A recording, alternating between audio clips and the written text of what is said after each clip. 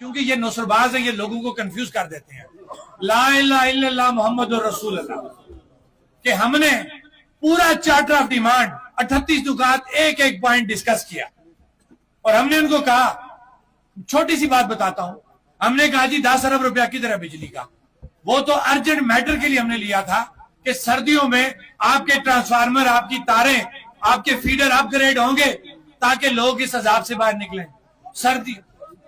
سردیاں بھی آپ کی گزر گئیں، آپ گرمیاں آ گئی، گرمیوں میں بھی وہی عذاب ہے، کبھی ٹرانسفارمر ضائع ہو رہا ہے، کبھی وولٹیج کم ہے، کبھی لوڈ شیڈنگ ہے. یہی بات ہے.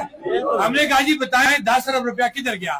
میں نے کہا یہ سامنے بیٹھے ہوئے وزیر اعظم جنہوں نے کہا تھا 10 ارب روپیہ آ گیا اور ایکشن کمیٹی کا مطالبہ پتھر پر لکیر ہے، بتائیں کدھر ہے 10 ارب روپیہ؟ کوئی نوٹیفیکیشن نہیں، وہ پی سی 1 بن گیا ہوا ہے تو بس انڈر ورکنگ ہے. کوئی بجلی کا جواب نہیں ملا. اب آتے ہیں ایئرپورٹ کے اوپر، ان کی حالت دیکھیں. چیف سیکرٹری صاحب کہتے ہیں کہ جی اس کی فیزیبلٹی ریجیکٹ ہو گئی ہے، جبکہ ہمارے پاس 2023 کے تمام ڈاکومنٹ موجود ہیں جس کے اندر ایک پٹواری سے لے کے senior member board of revenue کی تمام رپورٹس موجود ہیں. 2200 کنال رقبہ میرپور کے اندر ایکوائر کیا گیا، 2023 کے ڈاکومنٹ موجود ہیں ہمارے پاس. وہ کہتے ہیں ریجیکٹ ہو گیا. سنیں 2 نمبری دیکھیں، وہ کہتے ہیں جی ریجیکٹ ہو گیا، وہاں فیزیبل نہیں ہے. ہمارے پاس 2023 کی دنیا کی بڑی کمپنی کی جو ایئرپورٹ کی فیزیبلٹی بناتی ہے اس کی رپورٹ اوکے کی موجود ہے. ہم نے کہا جی ٹھیک ہے چیف سیکرٹری صاحب، اگر ریجیکٹ ہو گیا آپ ہمیں ریجیکشن کا لیٹر دے دیں. تو چیف سیکرٹری کہتا ہے وہ لیٹر میرے پاس نہیں آیا.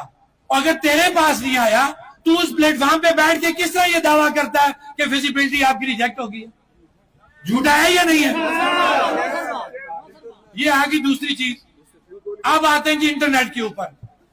یہ سہیب صاحب وہاں موجود تھے، گیلانی صاحب آپ تھے، آپ بھی تھے، مجتبہ صاحب تھے. یہ گواہ ہے، میں اگر کہیں غلط ہوں گا میں نے کلمہ پڑھا ہے، یہ میرے گواہ موجود ہیں، 4 گواہ موجود ہیں کہ جن کے سامنے یہ باتیں ہوئی ہیں.